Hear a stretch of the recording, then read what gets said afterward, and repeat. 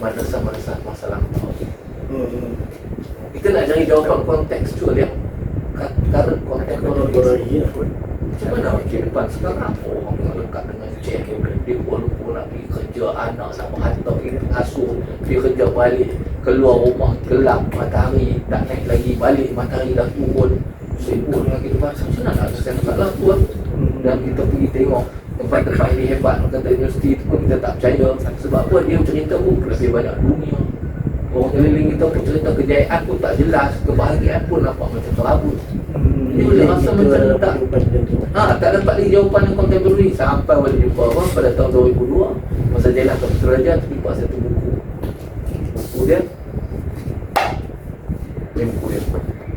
dia punya cover pun dah hilang. Risalah untuk kaum muslimin. Boleh suka tajuk-tajuk macam ni. Kan ada berapa buku dia tulis risalah lah untuk kaum. Maknanya dia ada sesuatu nasihat untuk kaum muslimin tentang membetulkan keadaan. Boleh pun aku sampai risalah untuk kaum muslimin. Boleh saya tengok boleh. Boleh. Kan? Ini dulu cetakan utama. Ni dia tak pasti rasa cetakan utama lah. Tapi ditulis oleh Profesor Sa'nakim Atas. Dia menceritakan macam mana kaum muslimin dapat dibaiki. Kita baca lah. So sangat teruja bila baca ni. Maka cuma kita kata masa tu tahun 2002 dia pun tak kenal lagi siapa sangat. Boleh tahu lah dia, tapi tak begitu mendalam sebab tak begitu luas, tak begitu mendalam tentang dia. So nak kata pada masa yang sama tu dia kata okeylah, kita pun buat program. Balik pun buat program di pejabat kadang-kadang macam mana beri manusia yang baik. Kita buat program hari Jumaat petang cakap kat bos. Masa tu pula kerja kat universiti lain pula, Universiti Teknologi Petronas. Universiti juga berkawan dengan academician juga, walaupun kita non-academy. Dulu dekat Perak masa tu. Dan sampai kat Toronto kan. Kat situ pun sampai hari bulan puasa Ramadan pun orang ada jemput dia bercakap. Jadi kita pun bercakap dengan berbuat perkongsian. Jadi kat situ rasa pendidikan penting lah. Lepas tu bila kita pun buat apa? Hujung minggu ataupun sesekali dalam setahun ada 2-3 kali kita buat program untuk, selain keluar tabligh, kita buat program untuk pelajar-pelajar sekolah. Program apa tu? Program motivasi pelajar. Kan? Itu kan 3 hari seminggu ke.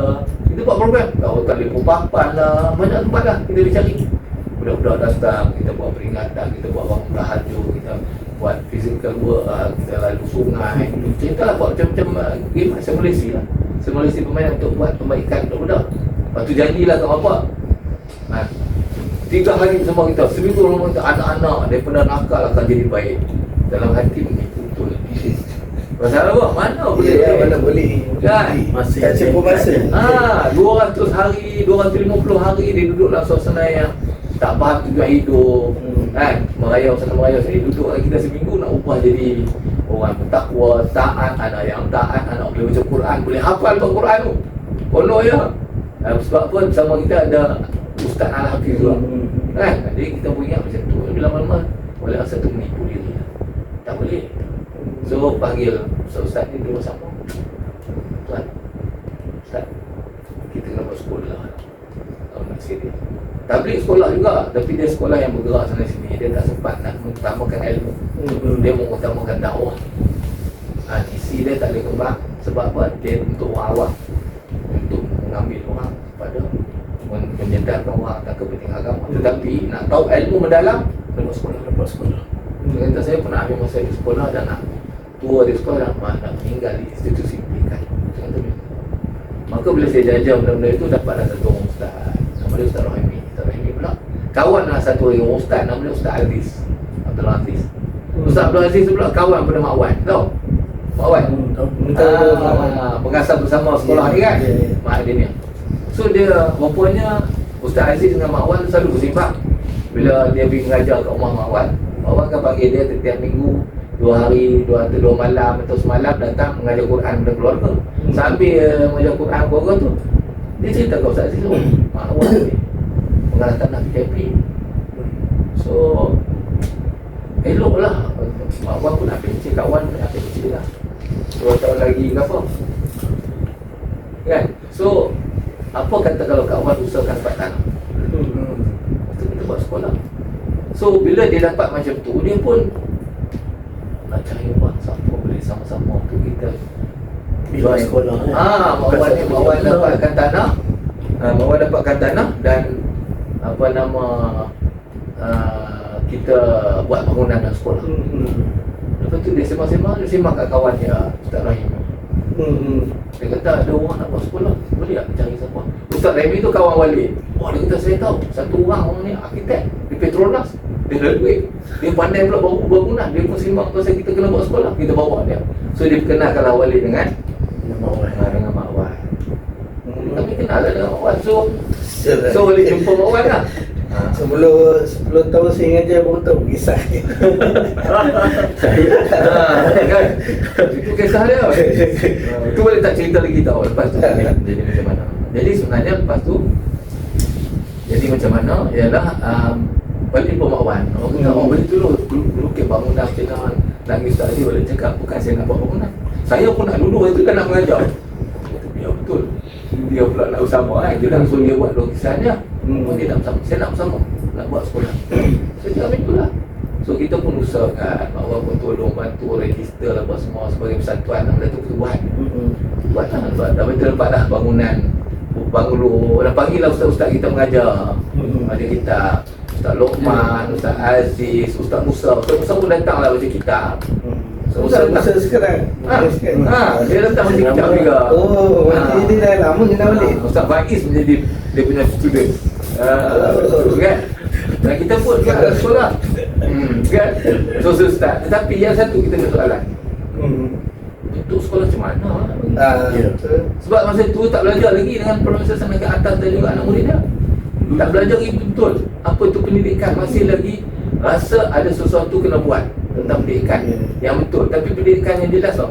Kita akan tanya, okey budak nak hafal Quran, okey bagus. Jadi masa tu Walid bawa pengajian sekolah tu dalam bentuk apa? Bagus. So masa tu apa kita buat ialah kita kata okeylah apa pun kita buat pengajian agama bagi Quran pada sini. Kita kata. Dia tak fikir lagi sampai kita cari-cari jalan. So kita dapatlah satu Ustaz Al-Hafiz. Ustaz Al-Hafiz tu lah nak sekolah dulu, buat hafal Quran kan, buat program dan budak-budak daripada program tu datanglah yang beberapa orang nak jadi pelajar tetap buat hafal Quran. Dan kita tahu fardu ain Al-Quran mesti settle. Sambil kita berfikir-fikir tentang sebab okey. Boleh cerita tadi kan, boleh spend masa di madrasah kan. Tapi satu persoalan balik, kita masih lagi masyarakat terpinggir. Masa tu dia dah nampak. Sebab apa? Pengajiannya dia hafal Quran dan fardu ain. Tetapi nak pergi ke arus perdana tak boleh.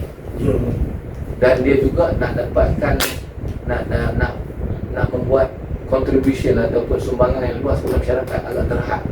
Sebab dia kat situ saja dan tak pasti takkanlah nak cerita jadi imam saja. Bagaimana Islam gerak? Kita dah dengar cerita tamadun Islam kan. Ibn Sina lah, apa nama Al-Khwarizmi lah, Ibn Khaldun lah, Ibn Battuta lah, macam-macam nama besar yang bukan setakat cerita tentang ibadah, dia cerita tentang buat peta, naik kapal, buat maths, sains, apa ke, macam mana dia buat, macam mana betul pendidikan itu pun boleh kita tanya. So masa tu kita boleh tanya, tapi kita jalan juga. So dalam bertanya itulah Allah jumpa kan satu iklan untuk mengikuti satu program dia panggil World View of Islam. Program segala-galanya. Maksudnya sekolah Walid bermula dengan tahfiz penuh masa lah dulu. Mula tahfiz. Dan kita ada beberapa guru yang memang tahfiz. Ustaz Salahuddin, Ustaz Makmun. Ni semua ni orang Al-Quran 3 juz. Ustaz apa nama apa lah? Ustaz Sobri, Ustaz Azhar. Ni semua orang yang daripada background madrasah lah yang mengajar. Sambil Walid bertanya giling macam mana pendidikan yang sempurna mengangkat diri sekolah tu. Tapi pada asasnya kita jalan dulu.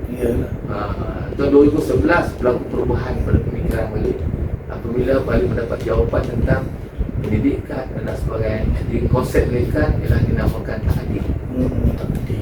Jadi Walid nampak dengan konsep pendidikan ta'adil ni boleh bawa pelajar-pelajar seperti mendapatkan pendidikan yang sempurna. pendidikan yang sempurna. Jadi macam mana tu nanti kita cerita.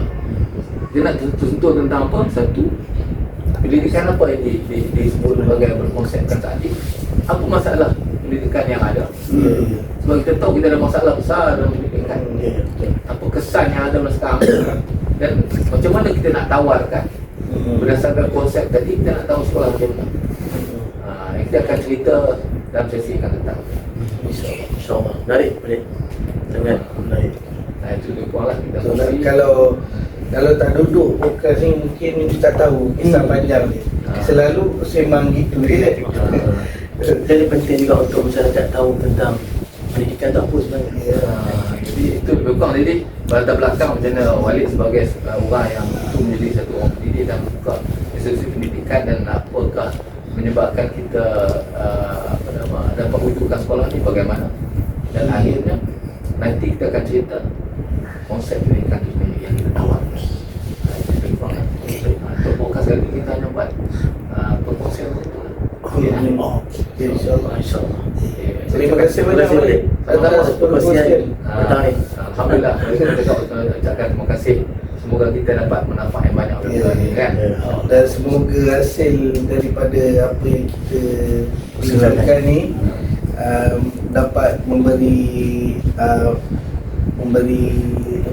kesan kepada orang masyarakat luar. Terima kasih. Assalamualaikum warahmatullahi wabarakatuh. Assalamualaikum. Assalamualaikum.